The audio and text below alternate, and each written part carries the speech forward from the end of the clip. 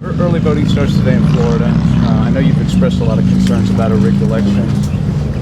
Governor Rick Scott's a big supporter of yours. He appoints the Secretary of State here. Are you confident that the election in Florida is going to be fair? Well, I hope so. I think so, and I hope so. And I believe Florida is in pretty good shape. I think a lot of other places in the country certainly aren't. But we do have a rigged system with the media the way it is and with all of the things happening. I'm just leaving the farmers, and you hear what's happening to them. They're being decimated by the EPA. We have a rigged system. We're in a rigged system. There's no question about that. I know you've mentioned the Pew study about dead people on the voter rolls Yes. and things like that. The guy who wrote the study I saw this week said, and I've read the study, those things do exist, but there wasn't any evidence of fraud in the study. What's your concern based on that study? Well, then I don't know why he wrote the study. They also say that you have 2,800 people that are registered in 2 states. So you say, why are they registered in 2 states? And they also say you have 24 million people that are improperly registered. So there's a lot of people that we're talking about. I noticed you were saying that you thought the polls were part of the rigged system. Oh, I do, totally. I think the polls are absolutely part of the rigged system. I mean, they do polls and they poll Democrats, and then when you're behind, it looks bad. And then you check out the polling and the methods, and there's a big preponderance of Democrats being polled in this, as an example.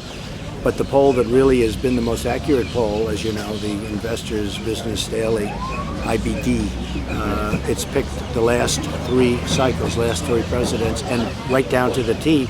I'm 2 points up in that poll, and Rasmussen just came out. I'm up in that poll. I'm up in a lot of the polls. I actually think we're winning. But we're up in a lot of the polls. I listened to your Gettysburg speech over the weekend.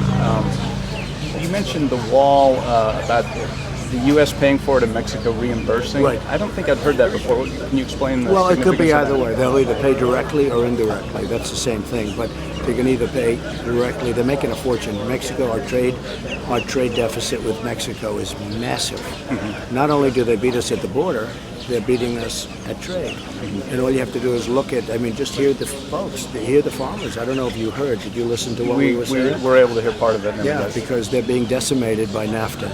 The farmers are even being decimated by NAFTA.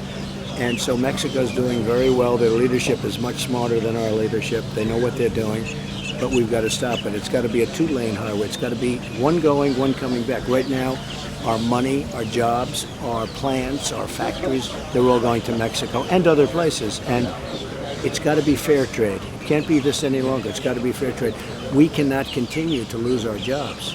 You also mentioned in the Gettysburg speech that you're planning to sue these women that have accused you after the election. Are you planning to sue them individually, like separate lawsuits? Well, we'll see. But these were made-up lies. This is total fabrication, just made-up lies. I'm talking about jobs. I'm talking about ISIS. I'm talking about so many other things. But in that case, they're just made-up lies and fabrication. So we'll do what we have to do at the right time. If you win the election, how are you going to juggle that with the transition and all the other stuff? We're going to see. We're going to do a lot of things, but we're going to win the election. We're winning right now. People that are sophisticated know that we're winning right now, and we have tremendous support. I know we have the support of the farmers. I know we have the support of the energy, all of the energy groups. I think we have tremendous African American support.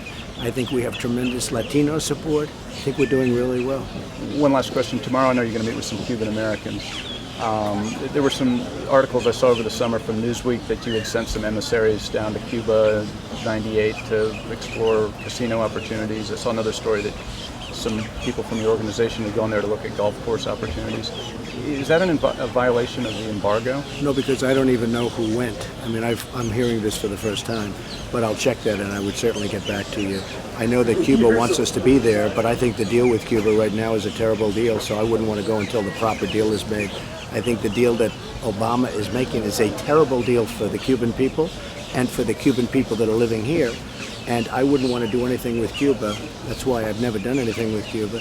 I wouldn't want to do anything with Cuba unless the proper deal is made. Right now, the deal is terrible. What should the U.S. do to have a proper deal? We need strength. We need strength. We have to have teeth in the deal. This deal is a one-way ticket for Castro, and we need strength in this deal. They want us to go there so badly, but we need strength. Okay. Hey, thank you for your time. I appreciate it. Thank you. Thanks, George. Thanks.